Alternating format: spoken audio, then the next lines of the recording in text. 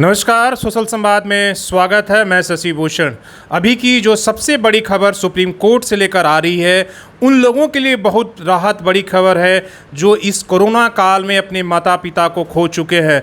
Supreme court ने इस संबंध में राज्य सरकार और केंद्र सरकार को आदेश दिया है कि जो अनाथ हुए बच्चे हैं कोरोना वायरस की वजह से, जो अपने माता पिता को खो दिए हैं, उनका भरण पोषण और पढ़ाई की खर्चे राज्य और केंद्र उठाएगी। इसको लेकर एक बड़ा आदेश कह सकते हैं और एक बहुत ही राहत भरी खबर है। हालांकि इसको लेकर केंद्र और राज्य भी इस बात पर लगातार विचार और विमर्श कर रहे थे, और ऐसे समय में जब सुप्रीम कोर्ट का आदेश आ जाता है तो और भी लोगों के लिए राहत भरी खबर है।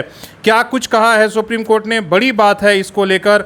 उन्होंने कहा है कि जो कोरोना काल में जो बच्चे खासकर अपने माता पिता को खो दिए हैं, वैसे बच्चों की जिम्मेदारी जो है वो राज्य सरकार की है कि उनकी जो पढ़ाई लिखाई से लेकर हर तरह की खर्चा उठाए। देश में आज ही ये खबर आई थी कि 30,000 ऐसे बच्चे हैं जिन्होंने कोरोना काल में अपने माता पिता को खो दिया है। हालांकि सुप्रीम कोर्ट ने बंगाल सरकार को भी फटकार लगाया। उन्होंने अभी तक अपने राज्य सरकारों से जो रिपोर्ट मांगी गई थी कि कोरोना काल में कितने बच्चे ऐसे हैं जो अनाथ हो गए हैं, वो रिपोर्ट जो है अभी तक डिटेल्स नहीं पहुंची थी, उसको भी लेकर उन्होंने नाराज़गी जताई है। कोर्ट ने कहा कि केंद्र और राज्य सरकारों को अनाथ बच्चों की शिक्षा का भी व्यवस्था करना होगा, साथ में भरण पोषण का भी खर्चा उठाना होगा। इसके बाद अब देखना होगा केंद्र और राज्य इसके लिए क्या गाइडलाइंस तय करते हैं, क्या कुछ उसके लिए और व्यवस्था बनाई जा रही है। इस पर जो है आने वाले समय में जो है कुछ दिनों में ये सामने आ जाएगा रूपरेखा कि किस तरीके से वैसे बच्चों के लिए आपके पास क्या खाका है, आप कैसे उनका भरण पोषण करेंगे, क्या उसके लिए कोई मुआवजा दिया जाएगा, क्या कोई इंस्टीट्यूशनल व्यवस्था की जाएगी। हालांकि इससे पहले जैसे केंद्र सरकार ने घोषणा की थी कि पीएम केयर फंड के से जो बच्चे अनाथ हुए हैं उनकी शिक्षा की जो फीस है वो दिया जाएगा, उसके साथ साथ ये भी स्कॉलरशिप की भी बात कही गई थी। लेकिन अब सुप्रीम कोर्ट ने इस संबंध में जब आदेश दिया है तो फिर नए सिरे से जो है इसमें गाइडलाइंस तैयार होगी और राज्य और केंद्र को जिम्मेदारी तय करना होगा। सर्वोच्च न्यायालय ने इसके साथ ही कहा है कि जो बच्चा सरकारी या प्राइवेट स्कूल में जहां भी पढ़ रहा है उसकी पढ़ाई वहीं जारी रहनी चाहिए।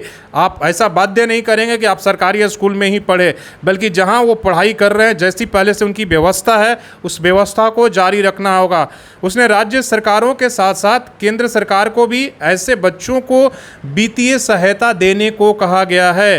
कोर्ट ने अपने आदेश में साफ साफ कहा है कि अनाथ हुए बच्चों को तुरंत खाना, दवाई, कपड़े आप मुहैया कराएं, इसमें विलंब नहीं होनी चाहिए। ऐसा नहीं होना चाहिए कि आप गाइडलाइंस बनाने में ही सालों का 6 महीना और साल भर समय आप खराब कर दें। ज़्यादातर मामले में ऐसा देखा जाता है कि सरकारें जो है बहाने बनाती रहती है कि हम इस पर गाइडलाइंस बना रहे हैं, इस पर नियम लेकर आ रहे हैं, इस पर कानून बना रहे हैं, तो उस चक्कर में आप जो है ज़्यादा समय तक आप समय नहीं खराब करेंगे। आपको तुरंत जो है खाना, कपड़ा और दवाई और जो शिक्षा है उसको मुहैया कराना होगा। कोर्ट ने अपने आदेश में कहा है कि अनाथ हुए बच्चों को तुरंत खाना, दवाई के साथ साथ जिन बच्चों के गार्जियन उन्हें रखने में सक्षम नहीं हैं उन बच्चों को आप बाल कल्याण समिति को सौंप दे, मतलब आप CWC को सौंप दे, और वो हो सकता है NGO के द्वारा भी उनका भरण पोषण किया जाए। जैसे NPCR जो है राष्ट्रीय बाल संरक्षण आयोग, उसने बताया है उनके रिपोर्ट के अनुसार इस देश भर में 30,000 बच्चों के पेरेंट्स कोविड के चलते इस महामारी के कारण उनकी मौत हो गई है। सुप्रीम कोर्ट ने कहा कि ऐसे बच्चों को आप पता लगाकर लगातार आप वेबसाइट पर अपडेट करते रहे। हालांकि ये आंकड़ा और भी बढ़ सकता है। सुप्रीम कोर्ट ने ये भी कहा कि बच्चे हमारे देश के धरोहर हैं, इसलिए किसी भी कारण उनका भविष्य खराब नहीं होना चाहिए। तो ये फैसला कहीं ना कहीं एक माइलस्टोन होगा। हालांकि अब देखना होगा कि इस फैसले पर अमल केंद्र और राज्य सरकारें किस तरीके से हैं।